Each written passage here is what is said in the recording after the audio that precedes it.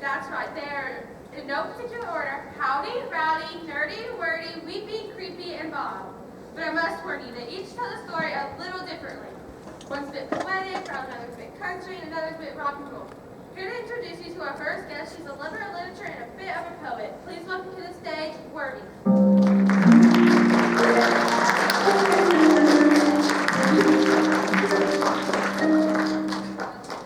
Welcome to the show, and thank you for joining us. No, I pray you speak not of your thanks to me, for it is I who should be thanking you. So you're a poet, are you? You speak the truth, for without poetry, neither wit nor words nor words, action nor utterance, nor the power of speech to stir men's blood. Okay, so can you tell us how the story begins? 'Twas deep upon a midwinter's eve, when thus our story begins, for the noble queen was with child. Oh my gracious, what pain is this that tortures my aching bones? A chair, my kingdom for a chair. She took up a place at the window to sew, while watching the softly falling snow. Hark, how softly doth the snow fall upon the windowsill. No, you're telling it wrong. Ladies and gentlemen, please welcome our next guest, Rowdy. Yeah!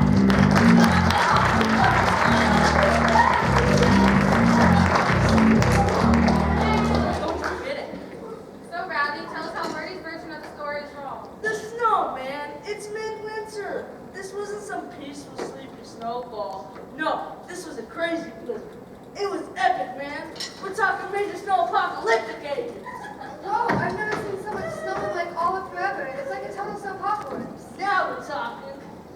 That's pretty cool. That's because you heard it from me, Rowdy, the dwarf who likes to rock. Whoa, whoa, As I was saying, the queen sat at the window so pondering what name should be given to her unborn child. The child she just knew would grow up to be the next queen and the fairest beauty in all the land. Hippolyta, Bianca, Juliet. whoa. No, she had to be thinking of better names than that. This girl was going to be a rock star for crying out loud. Miley, Madonna, Beyonce. But she probably tired of thinking of such bohemian monikers. Oh, what's that a name that we shall call a rose by any other name but would smell as sweet? As the queen thought, she looked up from her sewing and out the window the softly Heavily falling. snow, and as she looked up from her sewing, she put her finger upon her needle. And there was blood everywhere. Help, somebody help me. No, 'twas but a single drop of a mother's blood that fell upon the snow. Oh my.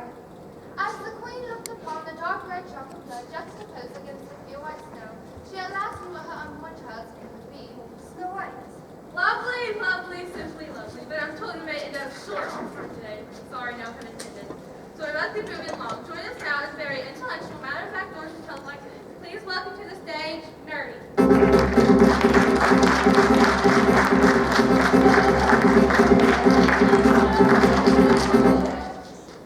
That's me, utterly and unequivocally.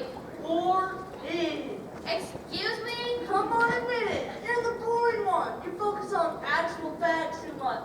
Every story can be like a reality TV, you know, nerd? So what if I just prefer reality over fiction? It's like she said. I just tell it exactly like it is, just as it happened. Nothing but the facts here. Whatever. And the romantic, passionate, and sometimes dramatic, Weepy.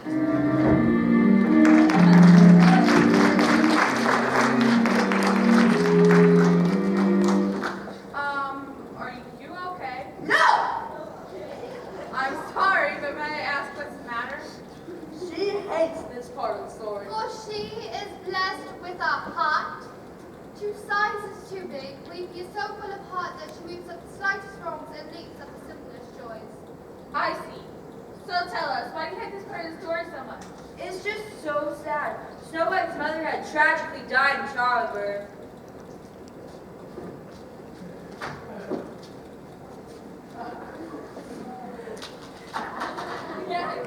I know, right?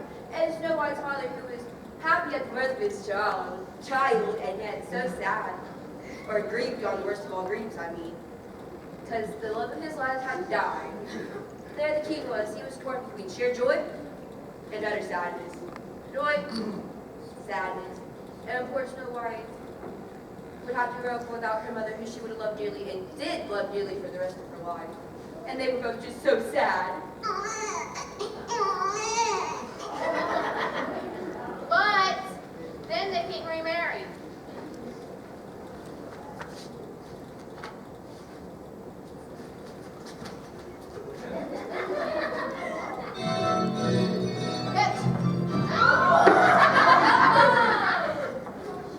But he married the most awful, most wicked, most worst woman in the world. And of course, Snow White would have to go through things vile womanize her stepmother.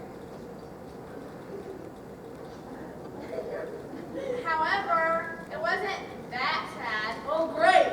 Here we go again. What made Snow White's upbringing less tragic? Ooh, I know she grew up to be beautiful. That's right. She was beautiful, ever so beautiful as a shooting star blazing bright across the midnight sky, as beautiful as a rainbow that beams upon the horizon after an afternoon rainstorm, as beautiful as the newborn sun that melts the cold frost on the first day of spring, as beautiful as the...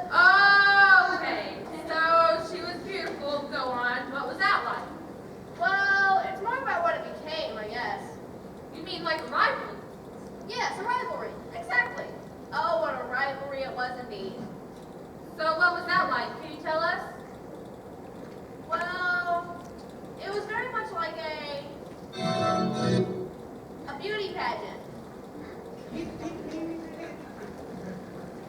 Welcome, ladies and gentlemen, to Miss Fairest of them all. Tonight we have two lovely finalists competing for the crown. Finalist number 1 is Snow White.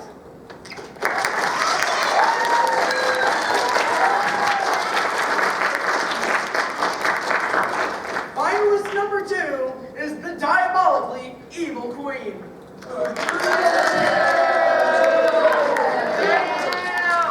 Disgusting. Now, to find a winner of these two ladies, I would like to ask both of them the same question. Now, Snow White, if there were anything you could give your beauty for, what would that be? If I could give up my own beauty for anything in the world, I'd give it up for world peace.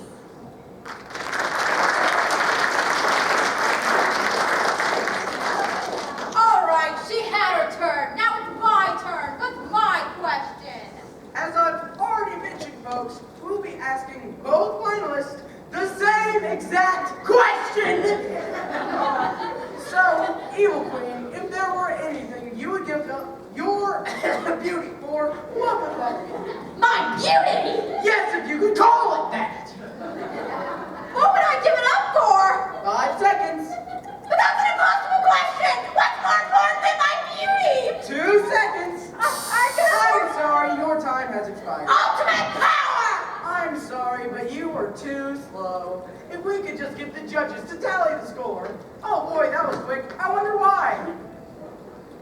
Surprising results. Now, if we could just get the magic mirror to announce our winner.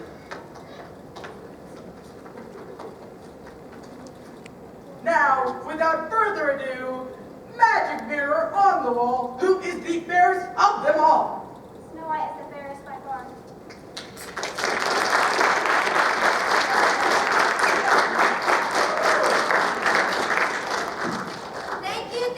Thank you all.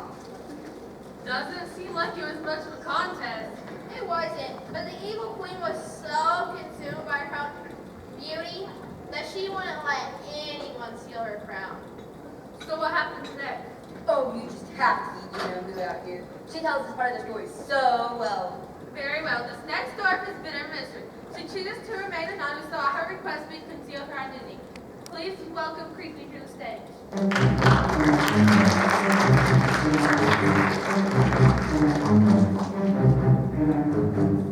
So, we just learned that Snow White was the fairest of them all. What happens next? Well, Heidi, that night was like almost any other night when Eagle was afoot. What I mean to say is, it was a dark, a stormy night.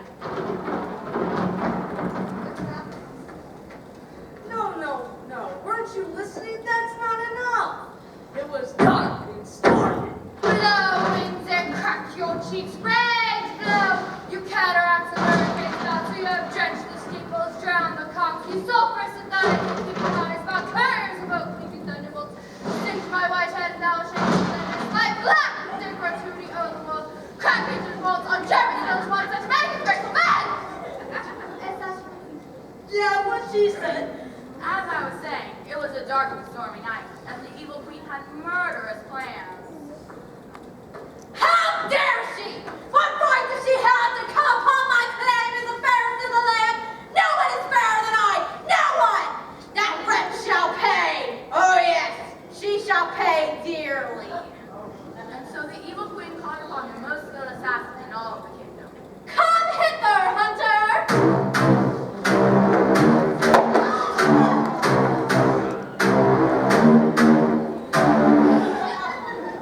Yes, my queen.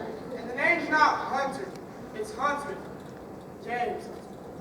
The huntsman was famous and feared throughout the kingdom for his very particular set of skills he had acquired over a very long period. Skills that made him a nightmare to enemies of the kingdom. The queen knew that when it came to offering her enemies, there was no one better.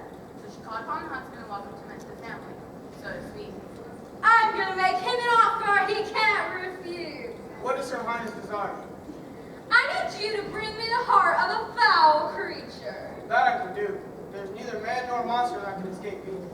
So I am told. Are you loyal to me, huntsman? Will you bring me the heart of this foul creature? Yes, my queen. I'll give you my solemn vow. Name the creature and I will bring you his heart.